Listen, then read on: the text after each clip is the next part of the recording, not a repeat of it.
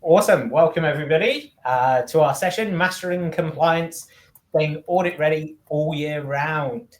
My name's Alex Fuller. I'm Head of Customer Success, and I'm joined by a special guest, Phill Bevan, which I'll do an introduction for just very shortly.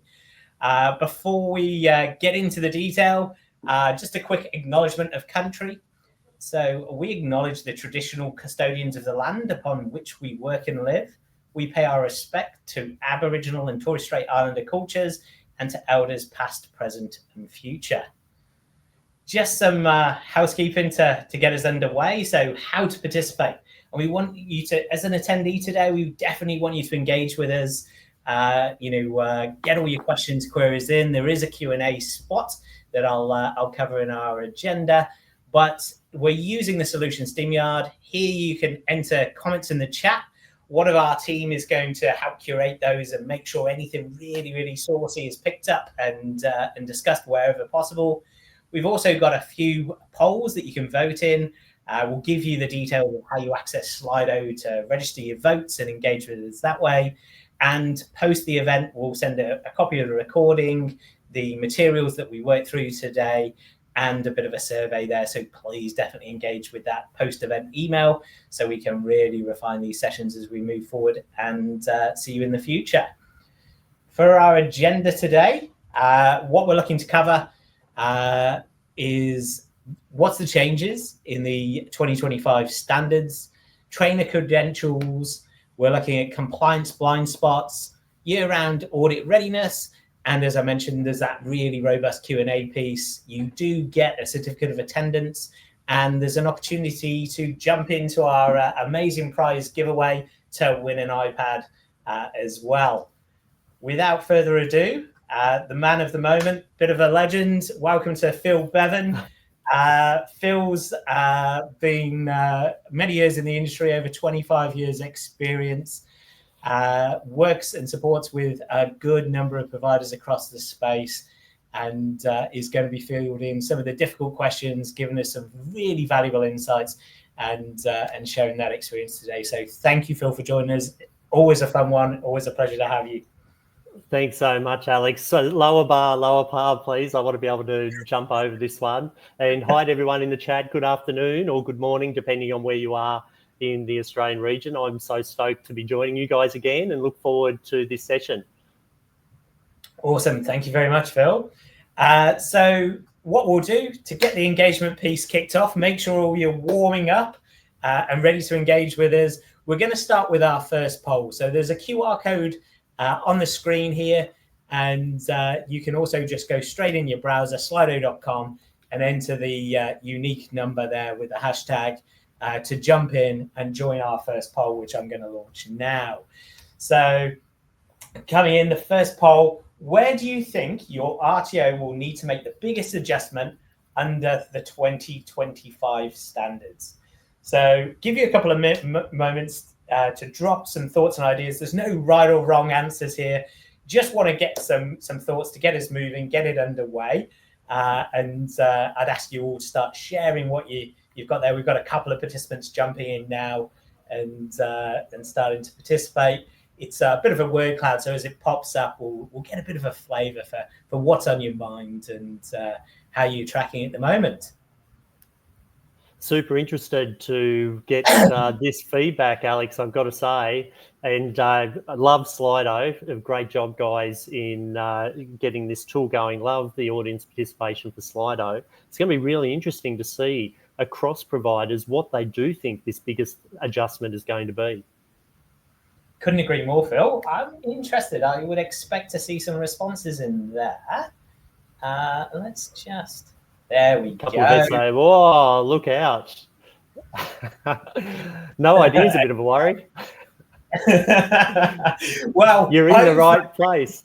Yeah, hopefully we can add a bit of value to the no idea. Yeah, and I'm sure that's more in regards to what the biggest adjustment might be. You know, it is a little bit of future sort of looking, but yeah, biggest adjustment validation seems to be very popular.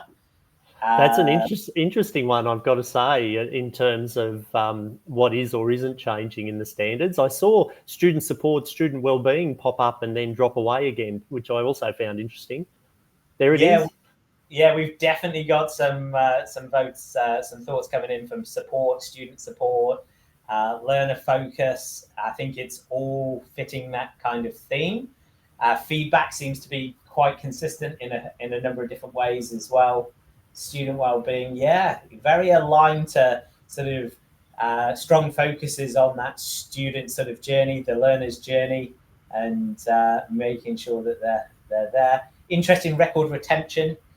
Yeah. In the chat, we've got some old school in the chat as well, which is fabulous. I can see Mark and Suat and Terry all talking about skills gaps and skill sets for trainers and assessors. So it's interesting in terms of what we need to be doing in order to implement. What do we have to manage in terms of implementing these new standards in our practices? Neil there. Oh, hi, Neil. Good to see you, mate. Is also mentioning pre-enrollment review. That's a big one. It's something that we're getting a lot of inquiries about in our vetr community, I must say. So it's a good call out. Awesome. Yeah, it's always warming when we see a collective group of training providers looking at creating the skills that we require. So yeah, absolutely on the money. Love it. Awesome. We might move into some questions that we've got ready for you, Phill. But awesome to have you all participate with that. Great number of experience shares or thoughts that we're working through there. Interesting, I'm sure this is going to come up as well, just the governance mindset from compliance, I think is very interesting. And yeah, absolutely something that's crossed my mind for sure. Wonderful. Okay, so over to sort of talk this one through with you, really, Phill. What's changed with the standards for RTOs 2025, and why does it matter? Wow, that is a huge question. How long have we got here, Alex? We're going to this is going to be one of those Rogan 3-hour efforts, I'm thinking. This I'm going to try and corral you on this, Phill. You've got me straight up. And I've got to say, it's easier to answer the question by saying what's not changed in the standards for RTOs 2025, because pretty much everything's changed. If we go back to the announcement from the skills ministers last year, they were talking about this being a step change that came out of that initial minister's announcement when they said, look, we've now approved these standards. And they meant that this is a step change. It is a huge change. And certainly it's been a change perhaps much, much bigger than many of us, even myself, were expecting. All of the guidance and advice and commentary coming through over the years, remembering we've been working on these standards since 2020. So we've been on the journey for quite a while. Heck of a journey. It's been like set your clock. I had hair back in 2020. So we've been on this journey for almost 5 years, and I'm not sure we were really expecting the volume of change. And certainly even from the regulator's perspective, if I think about our Commonwealth regulator, ASQA, the CEO and Deputy CEO said at the end of last year that RTOs need to take a fresh look of everything, a fresh look of everything. That was the communication that went out just before Christmas. That was like a welcome Christmas present. And then obviously with the legislation landing, even between the revised standards, the draft that came out, and the legislated standards for RTOs 2025, there's been huge changes. So what's changed? Pretty much everything has changed in the standards. In terms of the focus, however, this is a great slide that you've got here, that we are moving to this much greater focus on a quality or outcomes-based approach. So as you can see there, if you think about 2015 and the price standards as well, yes, we did have some outcomes focus, but it was much more focused on inputs, what the RTO needs to have in place, what the RTO needs to do, where the 2025 standards are very much more about the outcomes. What are we trying to achieve? What's our systematic approach to achieving that? How are we self-assuring what we need to achieve and achieving it?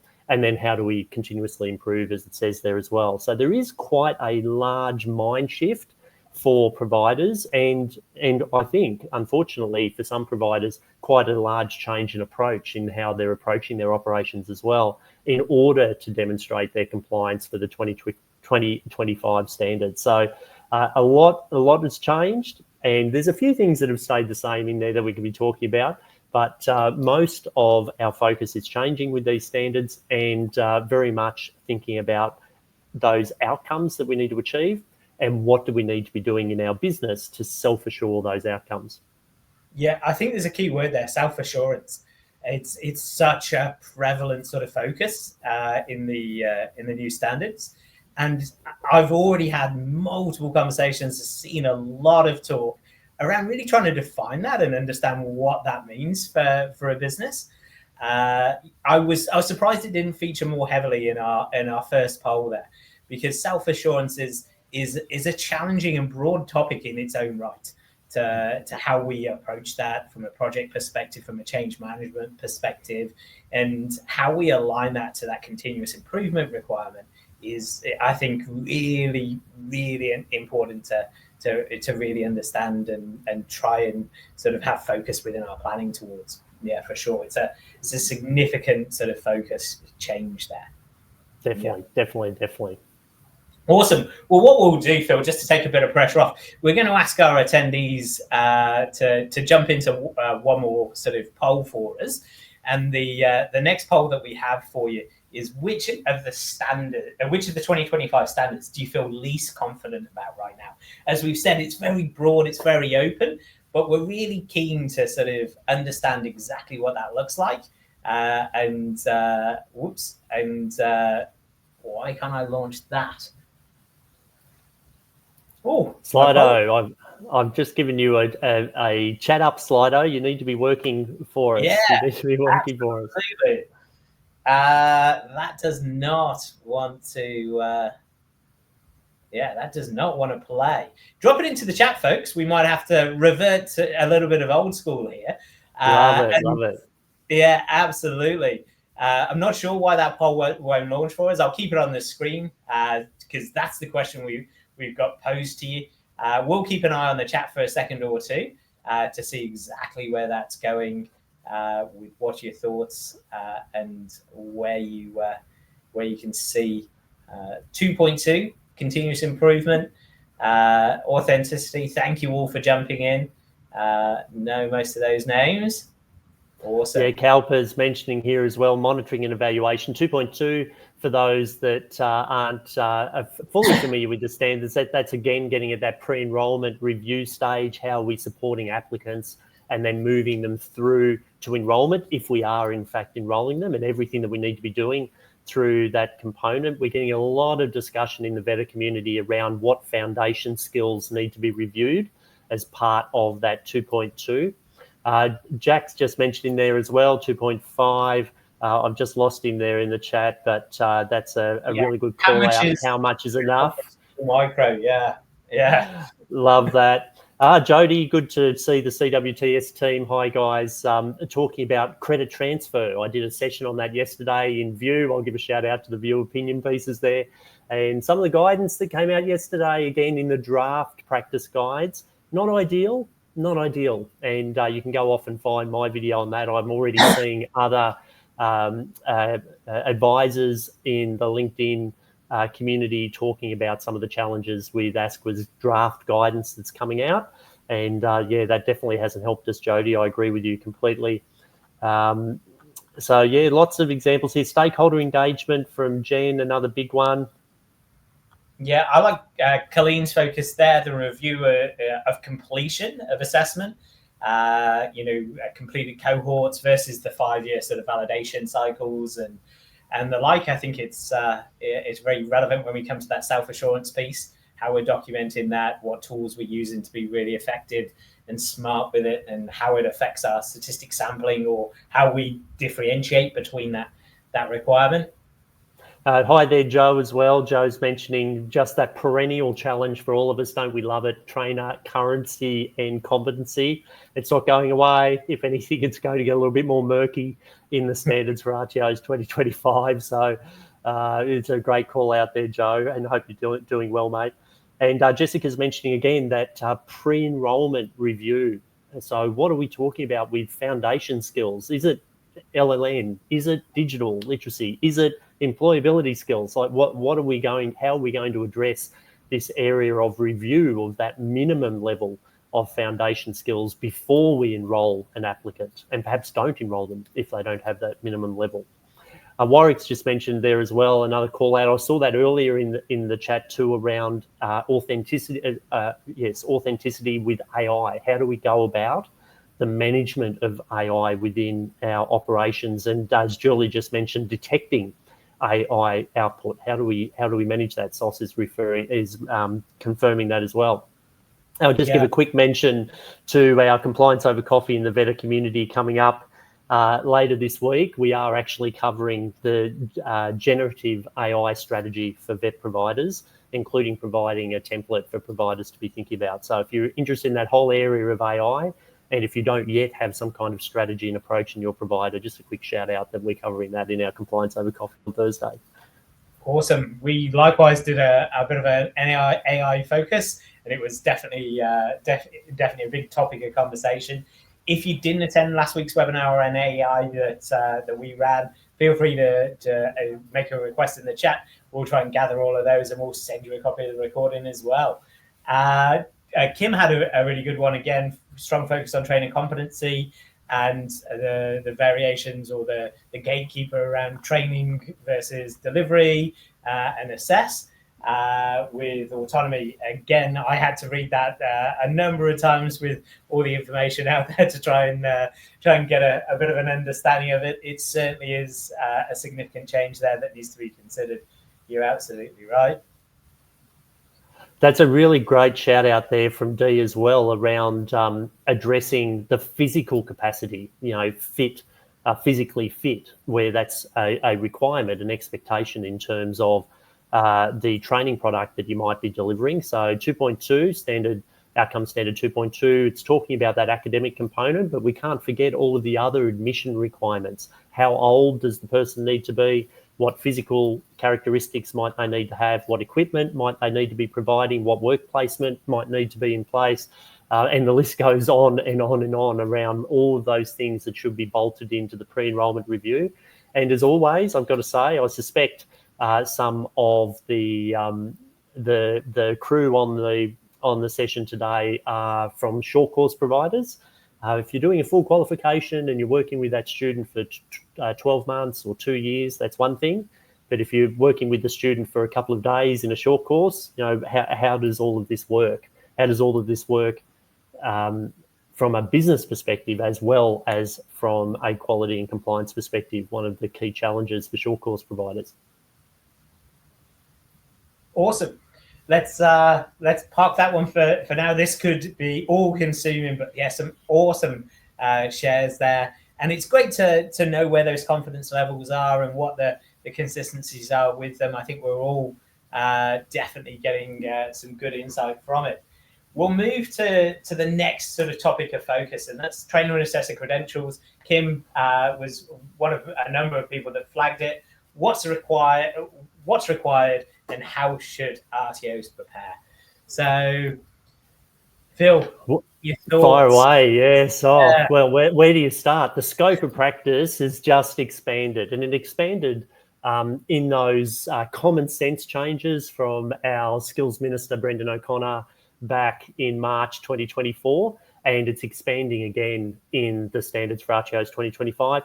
We do have a challenge around our vet workforce. We know that we have skill shortages in a whole range of different areas, and it can be really, really difficult. And the government is trying to give us more flexibility to be able to support delivery. But that also then means that we've got a whole range of additional scopes of practice that we need to be managing. So what does trainer mean? And that's redefined in the standards for RTOs 2025. Who's an assessor? Who's working under direction, not supervision, under direction, being supervised under direction, using the correct terminology from the 1st of July, and multiple categories of people who might be under direction. That includes people who are studying TAE. It includes people who might hold specific skill sets and they can only operate in specific contexts with those specific skill sets. It includes industry experts who are not qualified at all in some cases, but can be used, and also must be under direction, and also must be justified. You must have a documented justification for how you're doing that. Also, clarifications for those who have diploma level and above qualifications. If you're in the school sector, you've also got some flexibility around secondary school teachers. And then we haven't even covered yet the scopes of practice for TAE and the scopes of practice for validation and the scopes of practice for all of the individuals who are providing that direction, who are actually supervisors of all of these people who are operating under direction. So as I mentioned, it's absolutely huge in terms of understanding that scope of practice. So one of the things that we've found for providers who are already in this space, who are already updating their quality management system for the management of all of their various personnel, that we really are focusing in on that scope of practice and expanding our system to be tracking all of those various approvals. So again, we might be thinking about the trainer matrix or the personnel competencies matrix, what we're now calling a vet personnel requirements matrix. Why do we call it that? Because we're talking about your vet personnel, and there's about 12 different categories of what that means, what the requirements are for each of those categories, and then you have a matrix that's documenting how the personnel meet all of those requirements, a vet personnel requirements matrix, if we want to directly align to the standards 2025 language. So it is an absolutely huge area. One of the really positive things that I think's happened, might be a bit controversial, but one of the really positive things that I think's happened is that we're bringing back into the fold our TAE 40110s. So there is a huge number of people out there who never did the forced upgrade, who never did that upgrade for TAE 40116 or the additional 2 units, and they left the sector, and we're now able to welcome those team members back to be operating. They might need to be doing some professional development. They still need to demonstrate their understanding of current industry practices, but we can welcome them back in to be helping with that shortage. And I might be a bit controversial, Alex, but I also do fully support all of the other flexibility. I think it is great that we can use individuals under direction, people, for example, studying their TAE. When I first joined the sector over 25 years ago, that is how I came in. I came in with no TAE, and over a period of 12 months, I progressively completed my TAE as I was operating in various contexts that I was allowed to do. So I think that is a really great model, the mini traineeship, if you like, to be breeding assessors and then be breeding the next generation of trainers as well. So I know that there are some quality challenges that we're worried about. How do we do effective supervision for those who are under direction? For people who are providing direction, we're in the gun. It's still our responsibility, everything that happens. If you're someone who can meet that requirement around providing direction in the credential policy, then you're responsible for what's happening. So what does that mean? And how do I make sure that we are delivering a quality outcome? So we do need to manage that quality aspect, but it is giving us a lot more flexibility as providers to engage the right people at the right time for the right job to achieve the right outcome for our students and the broader industries we're working with. Yeah, couldn't agree more. I actually think it's a real opportunity to like you say, welcome further opportunity, further return of trainers that may have taken breaks in the sector and stuff, but are still able to demonstrate currency. I think it's actually quite an exciting element to the standards, but at the same time, the challenges with that sort of robust quality processes, ensuring adherence, the matrices that you've got to build and the evidence that you've got to collate and gather should definitely not be overlooked. Just going back to the definition of those roles within the business, something that I rarely see defined. Have I got you? Oh, had I dropped out there for a second, Phil? Yeah, sorry, Alex. We just lost you for a moment. Just fire that last part again. I was doing best work there. I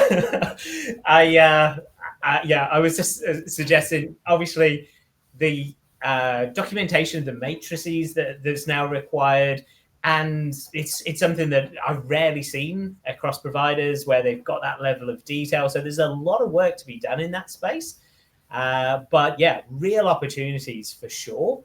I think it's just going to come down to what must be documented, what must be defined, and going back to that original list of definition of role is really quite helpful. I've looked through it multiple times and still have questions myself. But yeah, absolutely. Big enabler here, I think. And I think it's quite interesting because I think currently there's a lot of experience we can't rely on, where under supervision it could be really valuable industry experience that we could gain from, from potentially applying this new standard. So yeah, exciting, but lots of work to do in here. Yeah, it really is. And I know that we haven't touched on some of the detail. It's great to see so many questions coming through in the chat. I ran a session on this about a month ago in the vetr community, and it was over 2 hours in length just on this question. And we still didn't get through all of the queries and questions. I was getting emails after the session. It's such a huge area around this scope of practice. And I would really encourage everyone to make sure that before 1st of July, we do understand what all of those different roles and responsibilities are in those various scopes of practice, and then make sure that we have that, as you were saying, Alex, that robust documentation in place to demonstrate our compliance to the new standards, to the standards for RTOs 2025. We need to be keeping in mind, even though along the journey we've been talking about how we're revising our standards, on the 1st of July, they're brand new. The old ones are repealed and the new ones are in. And there is no transition period. ASQA's been really clear. If you're following the ASQA casts, the podcasts that are happening, the last podcast was really, really clear. There's no transition period. 30 June, the old standards apply. 1 July, the new standards apply. And we must be able to demonstrate as practitioners and also as providers that we are meeting those minimum compliance requirements. The other thing I'll just mention really quickly, because it came up in the chat there at one point, and shout out to Miles, you're doing an exceptional job on answering these questions as we go. Talk about a fast typer.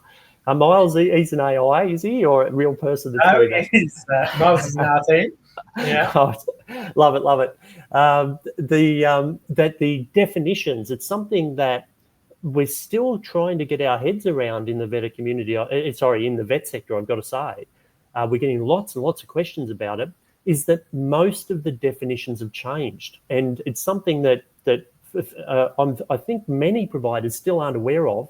All of the definitions in the standards for RTOs 2015 have been repealed. They no longer exist on the 1st of July. So things like who is industry, what is industry currency, what is professional development, what is industry engagement, all of these definitions that we've relied on for over a decade are all gone. And the standards for RTOs 2025 has new definitions. In some cases, we've got a new definition for what a trainer is, what assessment is, what the principles of assessment are, what the rules of evidence are, and on it goes and on it goes. There's lots of new or adjusted definitions, but then also there's a lot of terms that are no longer defined, like industry currency, industry engagement, professional development. The definitions have literally been repealed. So it is a bit of a challenge, and we are looking for guidance from both the regulator, the regulators, but particularly from our Commonwealth regulator, ASQA, and also, I've got to say, from our jobs and skills councils. They have a really, really critical role moving forward, because those organisations are documenting our new training products. And as we know, we've got a new model for training product development on the 1st of July as well, with 2 different kinds of units of competency. So we've got to deal with all of that reform too. But the jobs and skills councils have this advanced role now in being able to help define some of the terminology and some of the expectations, because it's been repealed from the 1st of July from the standards. Yeah, it's a significant change that isn't so obviously called out as well within some of the communication. So it's really good to flag that, Phil. The conversation here in chat is just blowing up. Some awesome conversations that are occurring on the side there, and it's great to see it. From a community aspect, everybody sharing those thoughts and having different different viewpoints. One thing which I think we'll definitely grab in the Q&A is a bit of a focus on short course impacts for short course providers and stuff. I've got some thoughts on that for sure. And I've seen that sort of theme pop up a number of times throughout some of the questions that you're asking. I sense straight away a certain question is coming from a short course provider as well. So we'll definitely take a moment or two in the Q&A to address that one where we can. One thing I think when we're talking about trainer and assessor credentials for myself is this is a real key point as well around applying that self-assurance methodology. When we're talking about self-assurance here, that document, the documentation, the matrix, the role definitions that you apply in your context should be quality assured, self-assurance process, quality assured by somebody holding the full credentials, so the 1A, and that's something that's really clearly defined there. So yeah, absolutely easy one to really sort of build a robust self-assurance sort of process in for. But yeah, it's our first test of that self-assurance piece being really prevalent. Cool, awesome. Let's plow into the next sort of focus points. So compliance blind spots. This one we've already started to unearth a few things. And Phill, I know you've got lots of idea on this. I've seen some commentary from yourself as well. And because of such significant changes, because of everything down to terminology, not only the standards here changing, and terminology and process and standards that have been in place a long time. We can't not underestimate the sizable challenge. In a lot of communication, I think it truly represents our iceberg here. I think what's on top of the water is what's getting talked about, but there's far more to it than perhaps is commonly aired and discussed. But yeah, I think this is a really valuable one, and I'm sure there's a lot of questions around it, and a lot of the engagement is coming from, how do I not get caught out? What should I have on my radar that isn't necessarily obvious or being talked about? What's people's insights to that? So I'll throw this one over to yourself, Phill, and yeah, let's get some thoughts on this. Oh, thanks so much for this, Alex. I feel like I've been stitched up every time a new slide comes along, but you're absolutely nailing what these key questions are that we're just getting flooded with them at the moment. And I've got to say, it's really challenging for all of the providers out there, all of you guys. We feel it. We feel how challenging this environment is at the moment as we rush towards 1 July and really trying to nail down in what is a situation of shifting sands, really trying to nail down some kind of bedrock that we can build that's our approach from and make sure that we are self-assuring as we go through. And this is a great slide in focusing on some of the compliance standards in the first instance. So we've got the outcome standards, but we've also got that second legislative instrument, the compliance standards. And each of those items are big items that we need to be thinking about from the compliance standards as well. Before I address each of those, I just want to do a quick word on each of them, just in terms of overall compliance blind spots. The top non-compliances, when we're thinking about audits from our Commonwealth regulator, ASQA, the top non-compliances have sort of not changed forever. And if you read the annual reports every year, ASQA talks about what the top non-compliances are, and there's no surprise. We're talking about assessment. We're talking about trainer and assessor competency and currency. More recently, in the last report, we're talking about those working under supervision, which are about to be those working under direction from the 1st of July. There's another terminology change that we need to be keeping an eye on, and marketing, and then a whole range of other training assessment strategy, and then a whole range of other non-compliances that sort of scale down from there. But the top 4 or 5 non-compliances haven't changed. So when we think about our blind spots, they should be really obvious that these are key areas that we should be focusing on.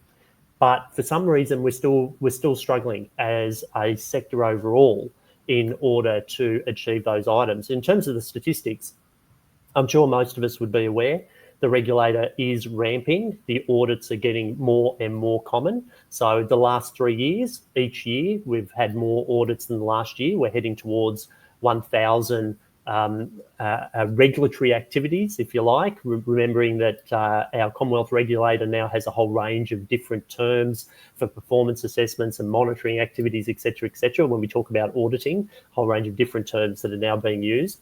But we're heading towards 1,000 and we're expecting that to increase. So there's a lot more activity going on than what there has been, say, 3 or 4 years ago. And yet the same challenges are coming out. And from the last report, we're talking about around a 60% non-compliance rate in standard activities. So these challenges haven't gone away. So we definitely need to be continuing to focus on those top items. From there, the standards for RTOs 2025 add a whole range of other areas. If we think about the outcome standards, key areas like governance, like risk, like monitoring and evaluation popped into the chat at one point. There's a much greater focus on student wellbeing, diversity, inclusion, supporting our First Nations students as well. So a whole range of components there. There's changes to assessment, principles and rules, changes to delivery, thinking about pacing, sequencing, feedback, practice, etc. before assessment, a whole range of challenges there. How does that work for short course providers? I probably shouldn't pose that question if you're going to ask that back to me in a little while. And then we get to the compliance standards. It's like, when we think about all that stuff that we're doing, come back to this bare minimum. And I've got to say, and I think I might have mentioned this to someone yesterday, I can't remember, I had this discussion yesterday, the NRT logo. We're still seeing, I still see every week, I'm on LinkedIn a bit, connect with me guys if you haven't already, every single week, I see a provider, some provider, using the NRT logo incorrectly. Something as simple as that. We have our conditions of use. We know what the size needs to be. We know what the colours need to be. We know when we can and can't use it. But every week, I still see that being used incorrectly. And that's public. Like, if I can see it, your regulator can see it. Jodie's saying here, oh my God, it breaks me in the chat. And it does. It's yeah, that's a great example, Jodie. Jodie's just mentioning it's in the footer of their website. Just no, don't do it. We have to distinguish between accredited and non-accredited. And again, 2 weeks ago, I saw a provider promoting a non-accredited workshop with the NRT logo all over it on their social media ads, on their website. Like, how is that still happening? It's crazy. We do need to keep an eye on the transition arrangement for training products. An ongoing focus on the transition period and also a focus on the information and support for students. So that's always been there. We're focusing on it, perhaps highlighting it even more in the standards for RTOs 2025. And a bit of an interesting one there, ASQA, our Commonwealth regulator, has requested that our Jobs and Skills Councils consider transition arrangements as part of the development of new training products. I'll just say that again. Our regulator, ASQA, has asked our Jobs and Skills Councils to consider the transition arrangements as they're developing new training products. Now, that's something that happens in other countries in our region. I work with many jurisdictions overseas, as I'm sure you guys are aware, and other countries actually do that the workforce councils or the training product developers actually specify what the transition period is and then provide it to the regulator. So that discussion is happening at the moment. So it's something for us to be keeping an eye out for if Jobs and Skills Councils actually do pick up that mantle and include that in training products. In terms of third-party arrangements, again, we're seeing that term misused all the time, including by some of our Jobs and Skills Councils, unfortunately. Remember that the term third party changed and was defined in the standards for RTOs 2015. So third party means someone, an organisation that we are contracting to deliver on our behalf. So prior to that, we might have been talking about anyone who might be collecting evidence for us, a workplace supervisor helping us. We might historically have said is a third party. That's not the case anymore, hasn't been for a decade. So do make sure that you're using that term correctly. We're still seeing the old term being used or the old meaning being used in things like assessment tools, and that is creating non-compliances at audit because the auditors think you're talking about what the term actually means, which is a contracted other organisation operating on your behalf. So make sure you're using the term correctly, including Jobs and Skills Councils, and then make sure that those arrangements are being managed effectively, and they're much closer much more closely held in the standards for RTOs 2025, if that's possible. And that includes things that are very clearly now being banned in terms, for example, your third parties can't use your RTO's branding. So if you are working with third parties, you're contracting organisations to work on your behalf and to deliver services on your behalf, you really need to have a strong look at that area and be updating your written agreements and expectations. And then for prepaid fees, some small adjustments, but similar expectations around how much money you can be taking, particularly off students directly upfront. So, and there's lots more in those compliance standards as well. But I think there are 4 really big shout outs in the available time, Alex, that you've noted there, that we do need to be keeping an eye on and making sure that we're updating as part of our standards compliance. Absolutely, the logo piece, yeah, it's a regular occurrence to see it. I do think it's quite interesting around the third-party arrangements when we talk about presentation of brand under those agreements. Something that seems to be very misinterpreted from time to time, I feel. Again, when we're using systems, we're using RMSs, whatever it be, we've got to be very careful how that arrangement is facilitated in regards to how we're presenting brand in those solutions as well, for sure. If I can just pick up on that a little bit further, I totally agree. And I think part of the challenge that we have as providers is that the guidance has changed so much even in the last 10 years. So as I mentioned, the term was redefined in 2015. The term has been redefined again in 2025. So it's unfortunately, one of the other definitions that is yet again changed as part of the new standards. And then along the way, as we had a fact sheet, then we had a general direction, then we got rid of general directions, then we had vet courses of concern. If you remember the old courses of concern, then we stopped having courses of concern. And now we've got another new definition. It's no surprise that providers are a little bit uncertain around this area because it's just changed so often, even in the last 10 years. So, but very importantly, we've got the new standards on the 1st of July. It is very clear what can and cannot be done. We know we need to have written agreements in place. You even need to make sure that you know who is or is not a third party under that definition. It's a question I've got from a provider only this week.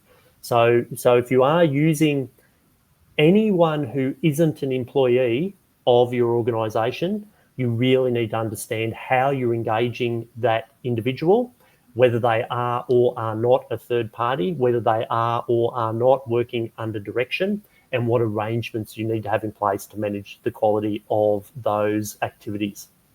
Couldn't agree more. The new standard and the information included in there is actually quite good.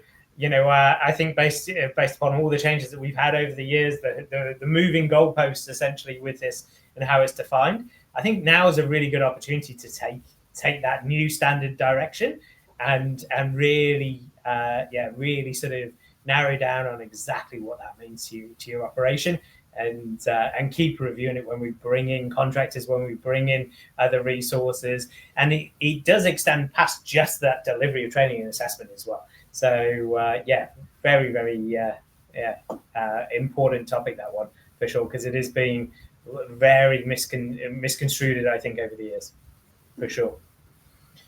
Awesome. We'll move on to another poll. Fingers crossed, fingers and toes this time, that we can launch this poll for you. If we seem to struggle again, I think we're going to be good. So how confident are you that your current validation process meets the new standards? Now, trust me, it's not going to relate back to you in any way, shape or form. Your response is completely hidden from who said what. Really keen to get a flavour. And we probably, with our last iceberg there, probably unseated a few with how they were feeling around it. So keen to see where we're at. Yeah, well, I'm very keen to build confidence for our providers, and that ultimately is what we're talking about with self-assurance, that we have confidence. And so if we go back to the old quality assurance in the international standards, quality assurance is about having confidence that what we do is going to fulfill the requirements that we need to meet. So that's really ultimately what self-assurance, we've come up with our own term to highlight that it is our job as providers, it's our self-assurance. But we're aiming for confidence that what we're doing is going to meet the requirements that are expected of us. We've got a few very confidence in the chat, a couple of not confidence as well.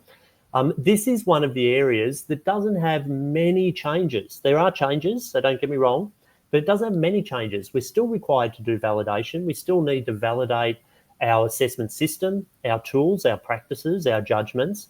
We still need to have a 5-year approach to that. We still need to use validators who meet the expectations, who meet the scope of practice. What is a validator? And there's specific requirements for TA. So a lot of what is required for validation is the same. Having said that, there's some changes. And I'll just mention a few of them. Firstly, who can validate has changed. Who is your validator, meeting minimum requirements?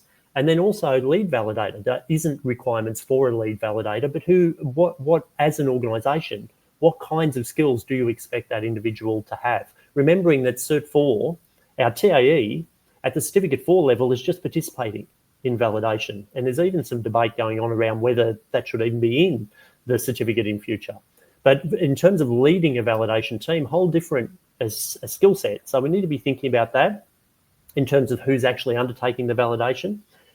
In terms of what you should have in place, there's a bit of semantics here, and I don't want to upset anyone because I know we get frustrated in our vet sector with semantics, but we're moving from a validation plan to a validation program. So if you look at the standards for RTOs 2025, we're actually talking about your validation program. And it's a huge change in terms of conceptually. If you're an ISO expert, as I am, you'll know that we talk about program to represent everything that we're doing within an organisation, and plan means each specific instance.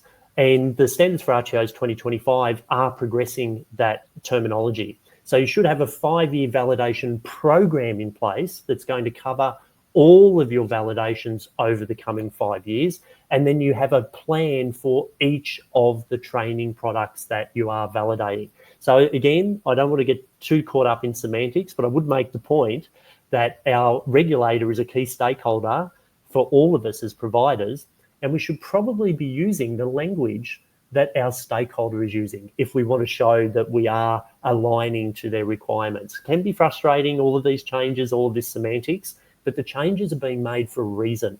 So strong advice there, use current terminology from the 1st of July and demonstrate to everyone, including your auditors, to your regulator, that you understand the current terminology under the standards for RTOs 2025.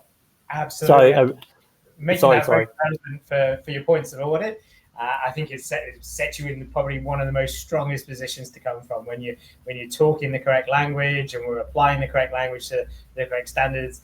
I think it builds such a good position from any kind of audit perspective for sure. Now, let me give some unpopular sort of advice as well. I've seen a couple of chats that have come into that have come through the chat as well. A couple of questions. So there's 2 components that we want to be thinking about with validation. First one is the assessment system and practices, and then the second one is the assessment judgments. The assessment judgments are the easy bit. So we're going to validate the assessments after they've occurred, and we're going to do that at least once every 5 years. Typically, you need to do it 2 or more times every 5 years, and I can talk about why that is if anyone's interested. But the initial guidance is at least once, but you'll need to do them 2 or more times if you want to demonstrate compliance in that 5-year period. And then from there, we need to be coming back and be thinking about how we're validating our assessment system and practices. Now, importantly, our assessment system includes all of our policies and procedures. So when we're doing validation, we do need to be looking at our policies and procedures as part of that validation. And then our practices includes 2 key components: the assessment tool, what we're administering and what we're using, and what we're doing with it, the actual individual assessor's activity. And something that I think is a really, really big call out, we've been doing validation for a decade. I don't see many providers that are digging in to how the assessor is using the tool as part of their validation of the assessment judgments. And ASQA, our Commonwealth regulator, in one of the practice guides, if you run off and have a look at the assessment draft practice guide and have a look at the validation area, one of the things that the regulator highlights is that we should be doing observations of assessors using the tool as part of our validation. Why would we be doing that?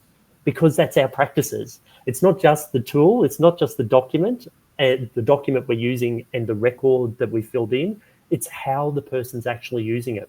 So that's something that I think is a really big call out for providers. And as I said, not many providers. I've worked with hundreds of providers in the last 10 years.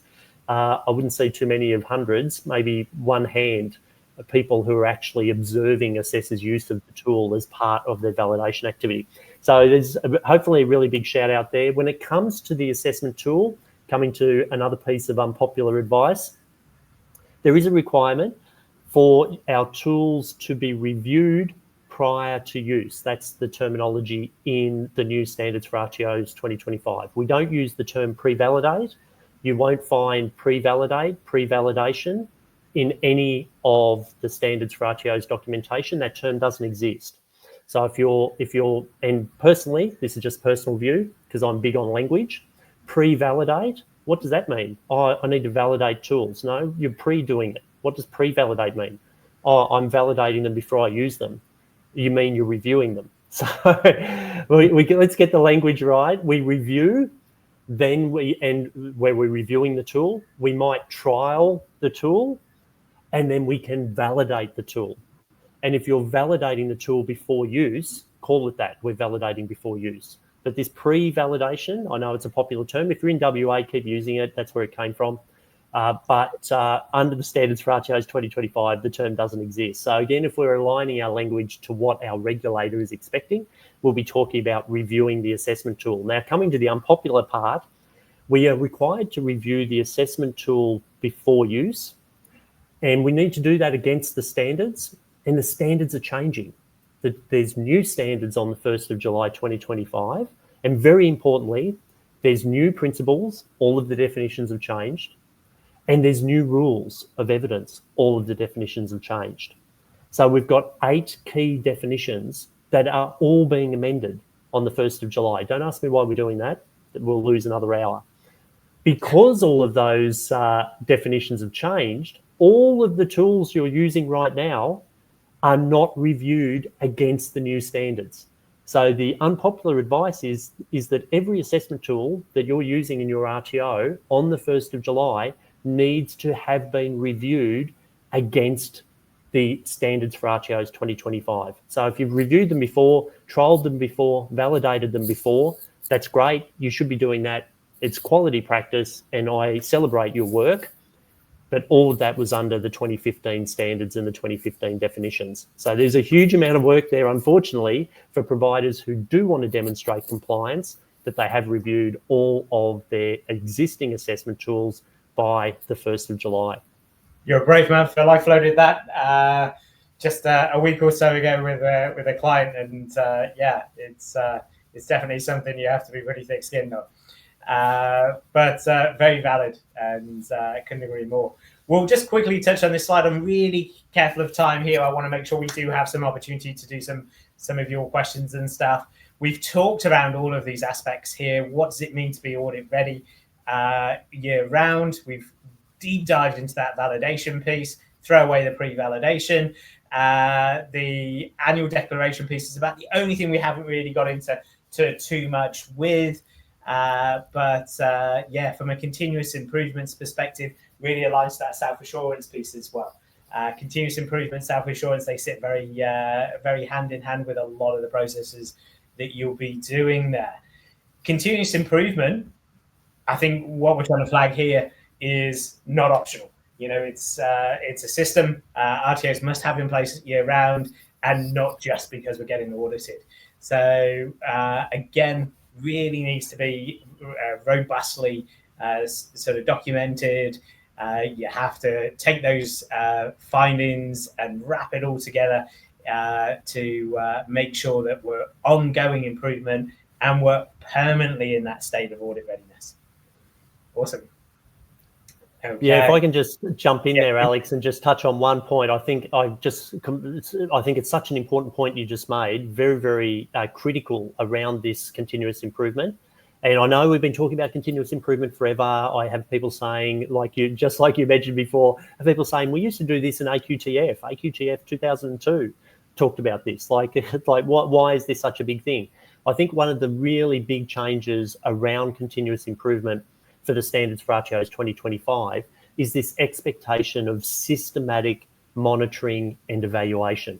Systematic monitoring and evaluation. And again, in some of the prior standards, AQTF standards, and certainly in standards for RTOs 2015, you'll see the word systematic being used and the word monitoring being used. But I would suggest to you that the new expectations, if you read the outcome standards and you read particularly the policy guidance for outcome standard 4.4 around continuous improvement, there's a huge focus on very robust, systematic monitoring and evaluation. And again, I've got to say, with my work, our large TAFE institutes, I think, are doing a great job in that area. They have their M&E frameworks in place, they have their internal auditing teams, and I think our public providers are doing a really good job.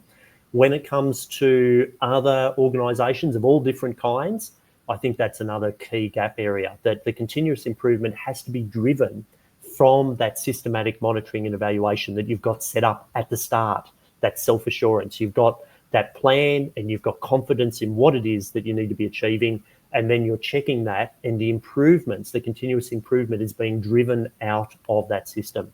So I don't see too many of the smaller providers, I've got to say, in the last decade that are at that level and a really big focus. The improvements are happening, but that systematic drive and direction for those improvements is the gap that we need to do that step change for. Yeah, brilliant advice there, Phill. Good call outs. With the validation plan, obviously you're going to get a copy if you've attended or you registered for the webinar today. You're going to get a copy of the slide pack. So we won't deep dive this one. We've got a few minutes left, and I'm really keen to flash up some of your sort of common theme questions and stuff. And we've got a couple of slides beyond that. So questions that have dropped in through chat there. I think our team, Phill, is going to just drop up a couple of the consistents or the favorites there, or I might choose a few to bring up in there as well. So there's a number that Miles has actually been answering for us very due diligently, and it's quite difficult to keep a bit of a review of questions as they come through. So can I just jump in there, Alex? My apology. Just as those questions are coming through, I just saw that comment from A Line there. Thank you for that. Around the ASQA workshop in Brisbane yesterday, I would be pretty blunt here and say focus on what the regulator is doing, not on what the regulator is saying. I'll just do that again. Focus on what the regulator is doing, not on what the regulator is saying. So, for example, as I mentioned before, in the ASQA cast in the last month, the regulator has said there is no transition timeframe. There's no transition period where there's going to be easy audits, easy obligations.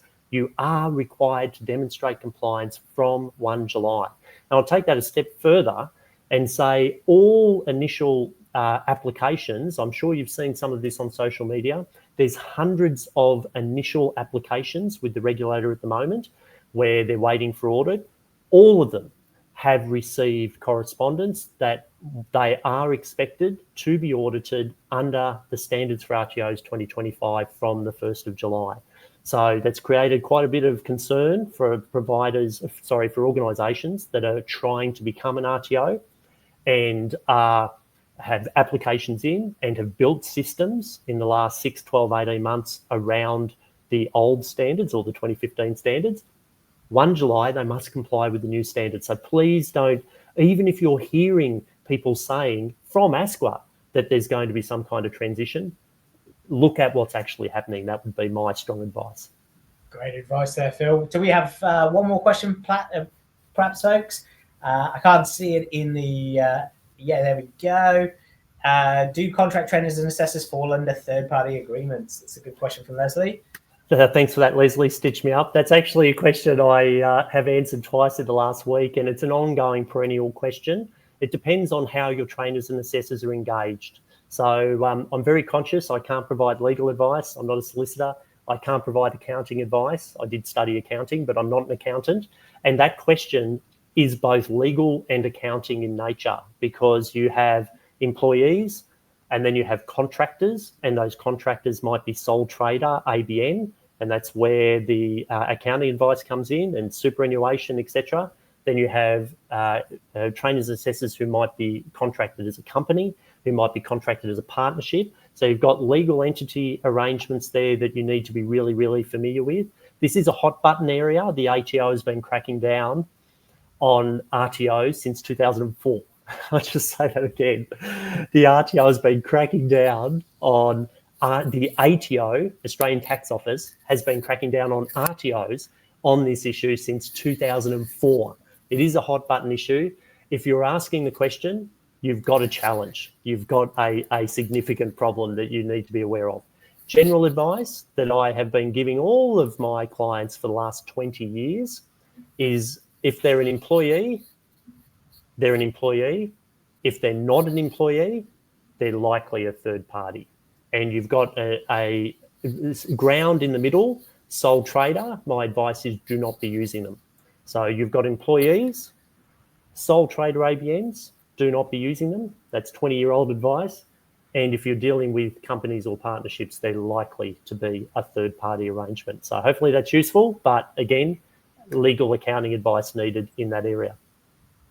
Awesome. Thank you very much, Phil. We are on time. So I'll have to call us there. We could definitely go all day. There is a couple of links and stuff that I've just worked through on the screen there.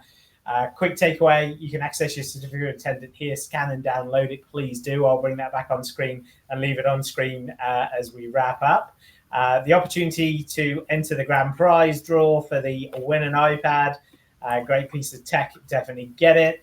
And from Phill and vetr here, in standards for RTOs Essentials, a fantastic short course, jump in, please grab that, and also will be in the document that we share with you. Really appreciate everybody's attendance today and your engagement within all the chat. Huge topic, as we all know, and I know there's many webinars that are out there trying to support this change for RTOs. Hopefully you've been able to take away some really useful insights. What a fantastic resource in Mr. Phill Bevan, and I can't thank you enough, Phil, for joining us and supporting yet another Cloud Assess webinar. A fantastic partner and a fantastic service to industry. I tip my hat to you, sir. Thank you so much, Alex. Very, very kind. I'm so grateful to be invited to come along again, and look forward to a future session as well. Awesome. Thank you very much. Okay, we'll wrap there. If we didn't get to all your questions and stuff, Miles hopefully has done a fantastic job. Again, Miles, thank you very much in the background. Awesome knowledge, and what a great resource to have here at Cloud Assess. So I appreciate you in the background there, supporting us all the way through.